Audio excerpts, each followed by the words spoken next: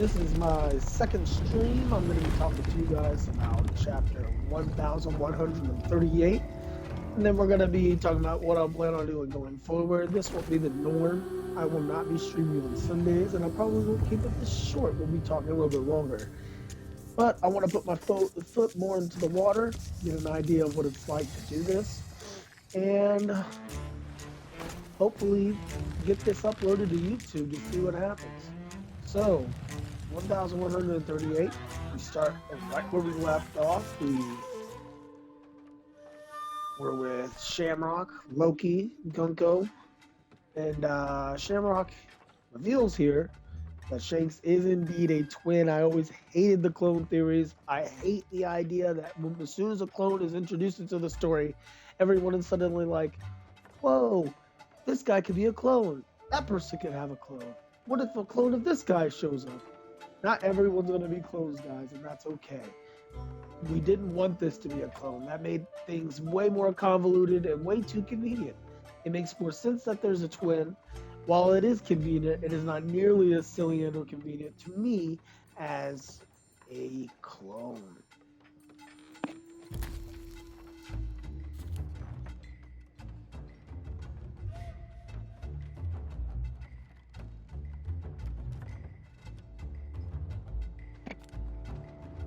So, I'm gonna go ahead and get my ship. The Scarlet Serpent. I am Captain Broseph Sworn. You can call me Snake Eyes Sworn, and let's go ahead and take off. So the chapter starts. Shamrock reveals the truth. No more clone theories. Then Gunko does something that I think is kind of crazy. Makes a bird with her devil fruit. So this is a non-flying kind of devil fruit that allows her to fly. I remember at one point in time where Odin was like, yeah, there's only going to be like a handful of flying devil fruits because he wanted to keep that reined in. Nope, not anymore. This also makes me question the idea of, did they really need to teleport in here via summoning circle? Because that brings up so many questions, and maybe those questions will be answered. But it would have been cooler if they just landed here via the arrow bird. And then now it seems like they're about to summon another person. And I think that this person is probably going to be Zoro's fight for the arc.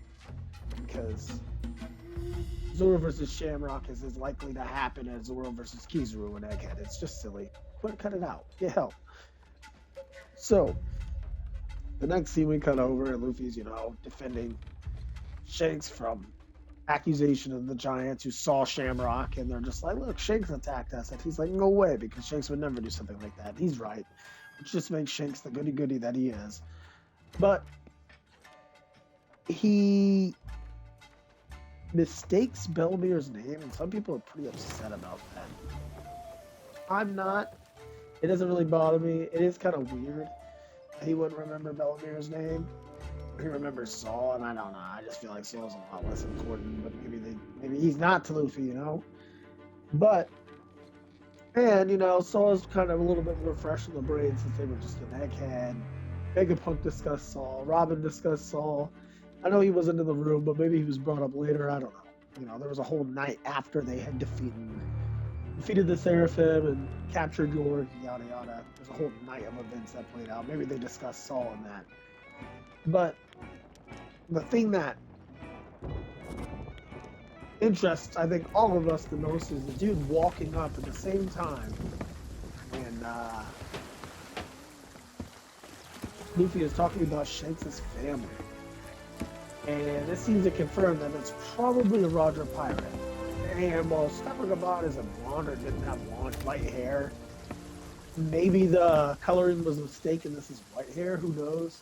But I do think that this is probably Stefan. None of the other Roger pirates are relevant enough for them to be them. Although Oda could surprise us and have it be something like, I don't know, Spencer or something. But I'm just doubtful that's the case, considering that, Stefan Gavon is probably someone he knows the fan base is eager to meet, I would think. But who knows? Maybe he doesn't really care. Maybe he's just like, no, you guys are going to meet Spencer. We'll see either way, but I think the Shiki theories are pretty much dead, or at least they should be. There's very little chance Shiki would show up in the story. And even if it was Shiki, like, even if he was going to show up in the story, I asked, why wouldn't he be flying? Why is he walking up? Why not fly up here? He has the footprint, unless Oda's going to retcon that for just the main series. That could be the case. Oda's not a big fan of this, the build-up popping in the story. Remember that, the light side, the big chest. See, it looks like there's a stone ship. I don't know. We'll see what I listen to. Let me cut over to Frankie. And first, before we get into this, I love Oda's doing this. You see that, he's actually getting to be a character with his own agency. He wanted to do the bringing into that Adam Tree, because this is something that he remembers way back when he was dreaming of building his dream ship. He wanted to make it from this kind of wood. Here he is, he's just like, wow, I heard it was scarce, but it's this massive tree that he's not allowed to take. It's supposed to be so sacred and holy. And Ripley's here joking about selling something. It makes you wonder, though, is there people on Elbap that strip the wood, sell the wood? Is that something that sneak it off the Elbap to sell, or is that what we've done at other places with other atoms? Also, speaking of weird questions, are giants pregnant for 27 months? Because it's about 3 years lifespan of a human. So that means that I'm 3 times the amount of pregnancy for a pregnant giant. Does that make sense? That's a long time, right? So, never mind. So, she's talking about how it could be a drawing from kids, and then we cut over and we see that the kids are drawing, which I should have mentioned earlier, but Shamrock is going to be going after kids, and he's most likely probably coming to this wellness school, which means that it's very likely Robin, Saul, Chopper will confront these holy knights. Maybe. Then we see the Harley text.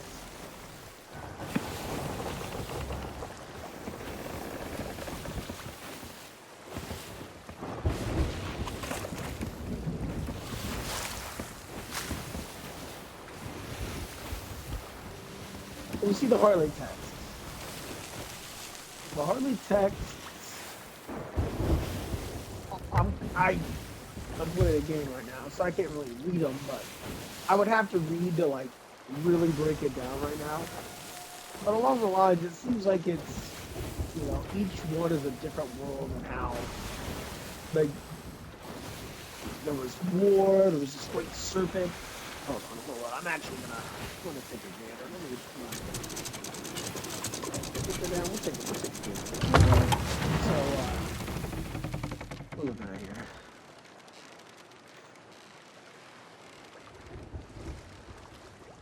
And the panel is freaking beautiful. And I'm hoping you guys are looking at it. It is freaking beautiful. So in the first world, within the earth, there was fire. Mankind succumbed to greed and touched the forbidden sun. The enslaved prayed, and the sun god appeared. The earth god raged, and with its serpent of hellfire, shrouded the world in death and darkness. They will never meet. And they will never meet. Okay, so let's break this down.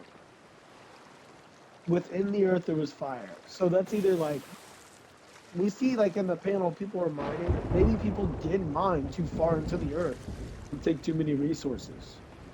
Mankind seems come to greed and touch the forbidden sun, the forbidden energy within the earth, and they created the mother flame, or the original eternal flame, the sun.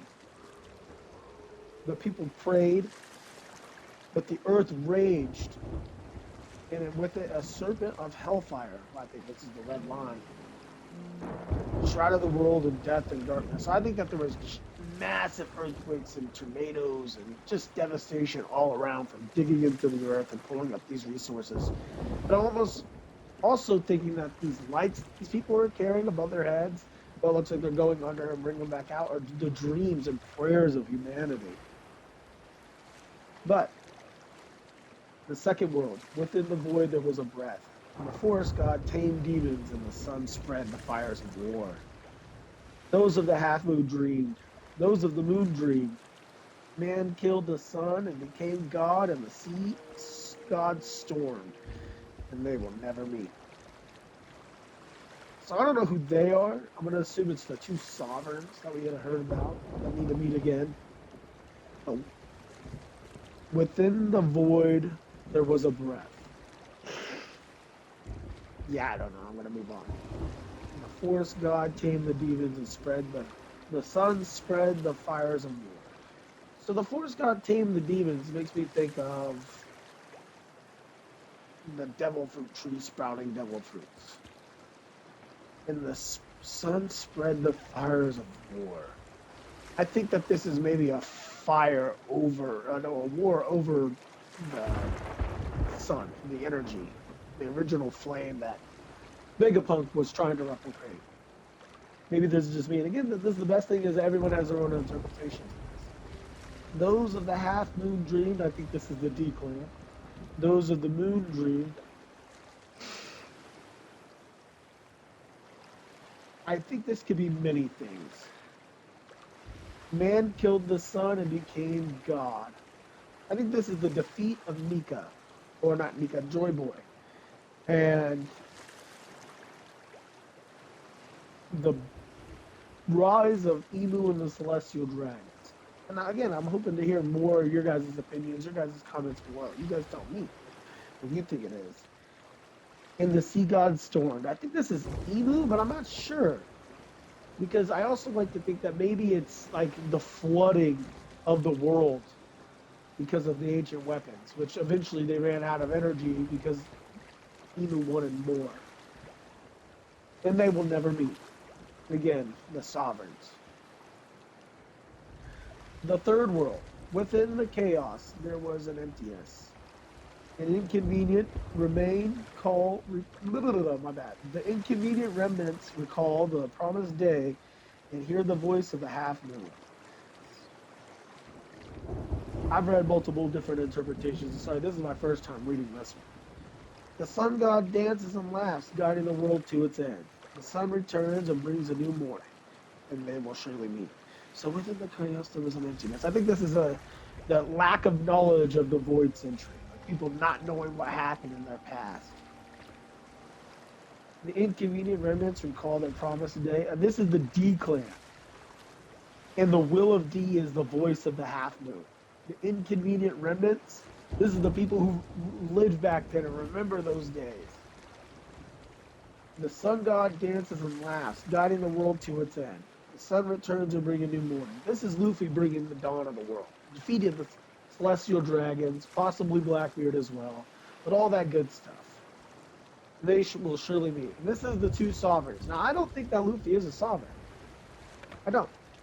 I think that there's a Morge video about this, but I think that it's Vivi, and I think that the other one is Shirahoshi.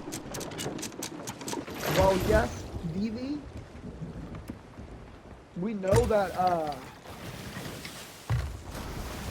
the Pluton is in water. I think that Vivi, like Shirahoshi, is tied to the idea of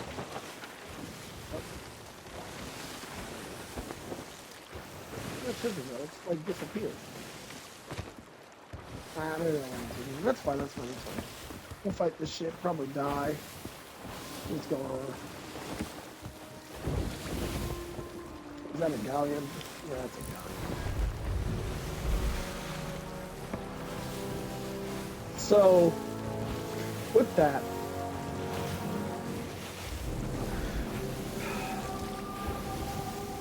there's could be a lot of different interpretations. In fact, I've seen a lot, and I'm not saying I'm right. I like to think I'm kind of on the right path. And the mural itself is its own complicated thing. This probably isn't the best format to go over the mural.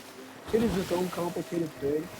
But I think the main thing that most it should be discussed here with that is what time period do you guys think it's in? A lot of people think that it depicts the past, the first world, and the second world. Some people think it's a blend of all three. Some people think that it's the past world and then the future, like the one that we're in now. So it'll be the void century and then current day.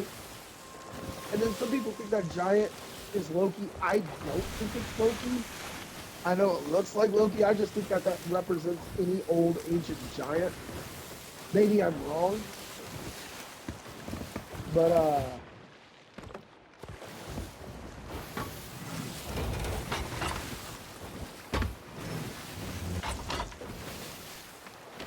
you guys don't have to tell me what you think. This is gonna be my like first stream that I put on YouTube, and where I kind of get comfortable talking to nothing, just the TV in front of me and then to the void. And you know, if you hear me stop talking, it's probably because I'm, you know, saying something to my children or my wife or something. But overall, I'm really hoping to build a community here, get into the One Piece community, talk to other creators, talk to you guys, and have fun playing some Sea of Thieves. All at it. I mean, I'm not very good at this game, but you know, practice makes it perfect. So this will force me to get better, and it'll help me get better at speaking overall. And I get to be chat with a really awesome community. I don't think there's any better time to be part of the One Piece community.